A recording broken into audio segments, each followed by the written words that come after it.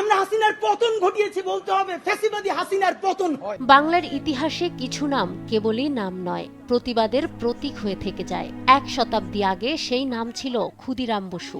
আজ সময় বদলালেও প্রশ্ন বদলায়নি। শরীফ ওসমান হাদির মৃত্যু কি আবারও সেই একই ইতিহাসের পুনরাবৃত্তি?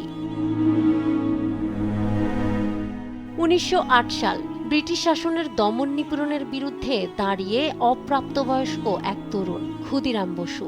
মাত্র 18 বছর বয়সে পরিবার, শৈশব, ভবিষ্যৎ সবকিছুকে পেছনে ফেলে তিনি বেছে নিয়েছিলেন বিপ্লবের কঠিন পথ। ফাঁসির মঞ্চে দাঁড়িয়েও তার মুখে ছিল প্রত্যয়ের হাসি। 1 শতাব্দী পেরিয়ে 2025, স্বাধীন দেশের রাজপথে আবারও থেমে গেল এক তরুণ কণ্ঠ, শরীফ ওসমান হাদি। 1993 সালে ঝালকাঠির নলছিটিতে জন্ম নেওয়া হাদি বেড়ে উঠেছিলেন একটি শিক্ষিত ও সমাজ সচেতন পরিবারে। বাবা ছিলেন মাদ্রাসার শিক্ষক ও ইমাম। 6 ভাই বোনের সংসারে ছোট ছেলে হাদি ছোটবেলা থেকেই পরিচিত ছিলেন স্পষ্টভাষী ও প্রশ্নপ্রবণ হিসেবে।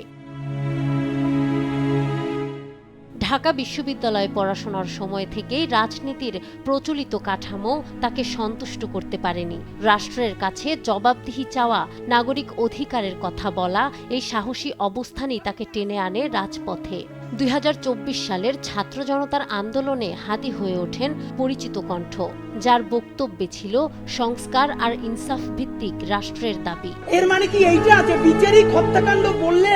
ক্ষুদিরাম আওয়াজ তুলেছিলেন উপনিবেশিক শক্তির বিরুদ্ধে, হাদিও তুলেছিলেন প্রশ্ন, কিন্তু ইতিহাস যেন বারবার একই ইঙ্গিত দেয়। প্রতিবাদের ভাষা বদলালেও তা দমনের প্রবণতা বদলায় না। 2025 সালের ডিসেম্বরে গুলিতে থেমে যায় হাদির কণ্ঠ। চিকিৎসা চলে দেশ বিদেশে, কিন্তু শেষ পর্যন্ত 30-এর কোঠায় হার মানে জীবন। একসময় বলা হয়েছিল ক্ষুদিরাম বয়সে ছোট, আবেগে অস্থির। আজ বলা হচ্ছে হাদি খুব তাড়াহুড়া করছিল, খুব বেশি প্রশ্ন তুলছিল।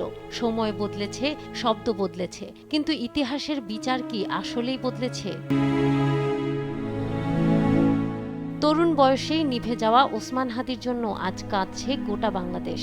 দাবি উঠেছে খুনিদের অবিলম্বে গ্রেফতারের। নাহার বৃষ্টি, নিউজ ডেস্ক, দেশ টিভি।